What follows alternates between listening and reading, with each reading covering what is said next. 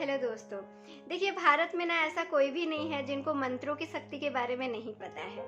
बहुत सारे लोग जानते हैं कि मंत्रों की क्या शक्ति होती है और ख़ास करके हम भारतीय हम लोग तो मंत्रों को बहुत मानते हैं। जैसे कि आकर्षण बढ़ाने के लिए हम ओम कृष्णाय नमः, ओम क्लीम, ऐसे बहुत सारे मंत्र का हम जाप करते हैं, यूज़ करते हैं। बहुत सारे महामंत्र होते हैं। ओम जो है वो अपने आप में ही एक महामंत्र है और एक महामंत्र है हरे कृष्णा कृष्ण कृष्ण हरे हरे, हरे राम राम राम हरे हरे।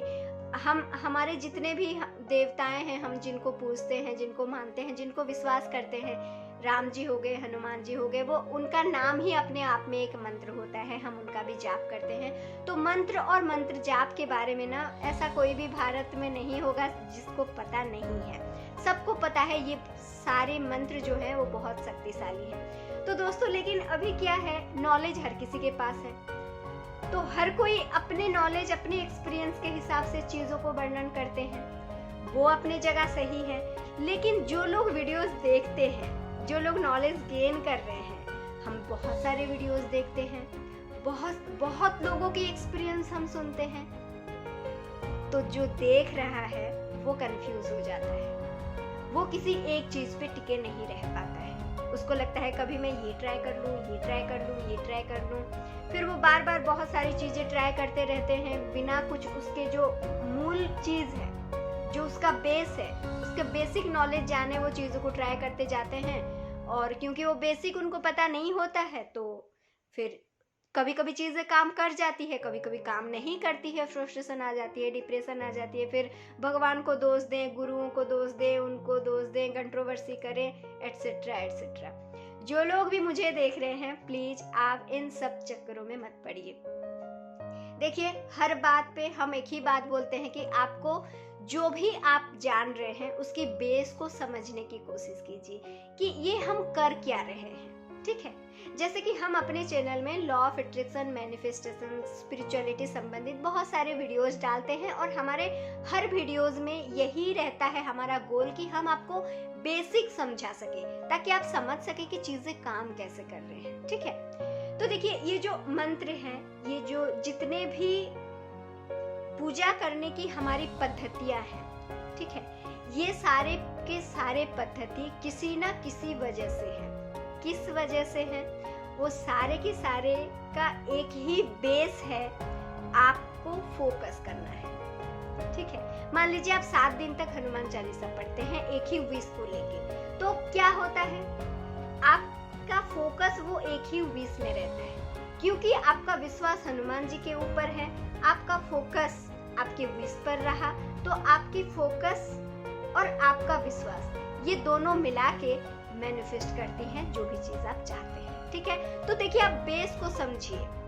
चीजें हनुमान चालीसा की नहीं है, भगवान गलत सही नहीं है, या फिर कोई मंत्र सही या गलत नहीं होता है। ठीक है, या फिर अगर आप करते टाइम कुछ गलती हो जाती है, कुछ विधिवत करना चाहिए, विधिवत, क्योंकि आप जितना ज्यादा विधि को करेंगे, जितना ज्यादा आप नियमों को मानेंगे, उतना ज्यादा आपकी विश्वास बढ़ती है, उतना ज्यादा आपकी फोकस बढ़ती है।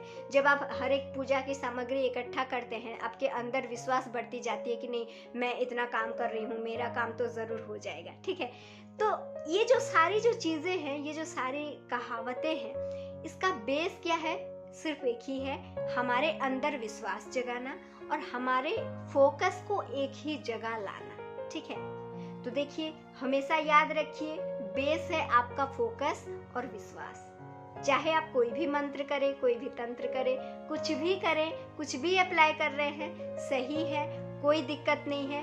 हमेशा ध्यान रखिए, आपकी फोकस एक विश में होना चाहिए और जो भी काम आप कर रहे हैं, जिनके जो भी आप टेक्निक्स यूज कर रहे हैं, उन टेक्निक्स के ऊपर आपको 100% विश्वास हो।